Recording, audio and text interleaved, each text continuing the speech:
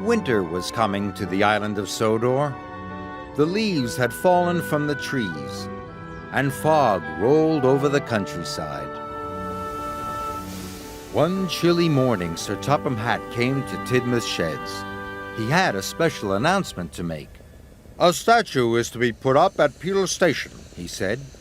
"It will celebrate the Sodor Railway." The engines were very excited. Thomas was to collect the statue from Brendam Docks. "I wonder what it will be," peeped Percy. "As soon as I find out," puffed Thomas, "I'll come back and tell you." And he steamed away. But when Thomas arrived at the docks, Cranky was still unloading the statue. "Hurry up, Cranky," said Thomas. "I want to be the first to see it." Cranky didn't like being rushed. "Why are you so excited to see the statue? You think it's going to be of you?" he scoffed. Thomas didn't say anything. He was too busy watching the workmen open the crate. The statue was covered by a large waterproof sheet. It had a very familiar look. There was a tall funnel shape at the front, and then a wide shape at the back. The shape was just like Thomas's shape. Suddenly, Thomas was very excited. "Perhaps," he whistled, "it really could be of me." That night, Thomas couldn't wait to tell the other engines about his statue. But when he arrived at the sheds, all the engines were asleep. Thomas was too excited to sleep. He peeped his whistle to wake Percy up. "Percy! Percy! I think the statue is of me," boasted Thomas. "Really, Thomas?" yawned Percy. "That's nice."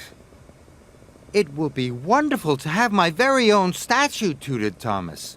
He couldn't wait for morning to come. The following day, Sir Topham Hatt told the engines they were to go to the washdown. All except Thomas. He was to collect more things for the statue.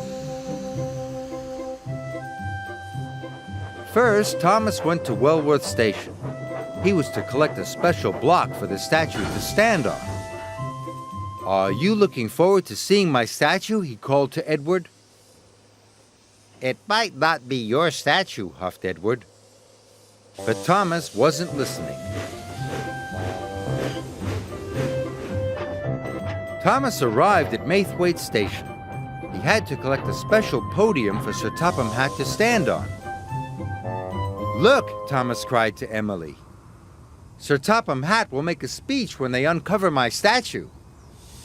"Who says it's going to be your statue?" Emily huffed. "You'll see," said Thomas, and he wheeshed away.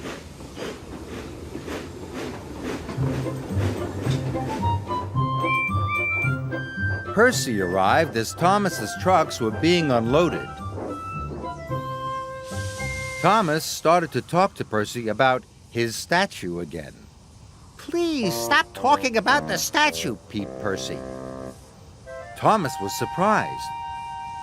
"No one wants to hear about it anymore. No one wants to talk to you anymore," Percy added crossly.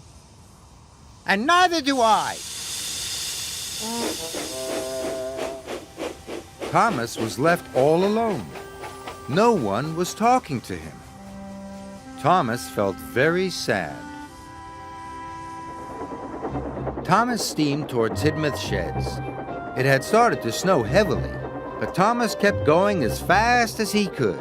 He had to try to put things right with his friends. But when he arrived at Tidmouth, Sir Topham Hatt was there. He looked worried. "The tracks to Peel Station are blocked. None of you will be able to get to the ceremony," he said sternly. "I'll clear the tracks," tooted Thomas. "I don't want any of you to miss the party." The other engines were very surprised. They knew Thomas didn't like wearing his snowplow, and clearing the tracks would make Thomas late to see his statue. But Sir Topham Hatt was pleased. "You must work very hard, Thomas," he boomed. "There's a lot to do." Thomas steamed off. He could not let them down. Thomas felt silly for showing off. No wonder no one was talking to him. There was still a lot of tracks to clear.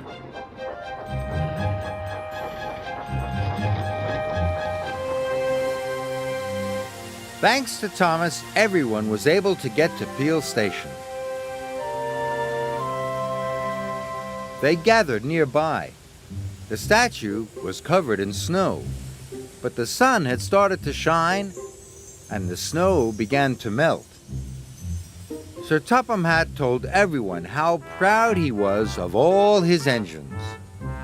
But the engines were still thinking about Thomas, and they were still cross. Just then, there was a loud slooshing noise. A big patch of snow slid off the statue. Then another. Then another. The last of the snow fell to the ground. The engines were so surprised. "That's not Thomas," gasped Gordon. No, it's of all of us, peeped Percy. Everyone was very excited. Then Thomas pulled up. He was very surprised when he saw the statue. "It's not of me at all," he cried. Thomas was very relieved and very happy. I'm very sorry that I made you all so cross, he puffed. I think this statue of us all is the best statue that could ever be.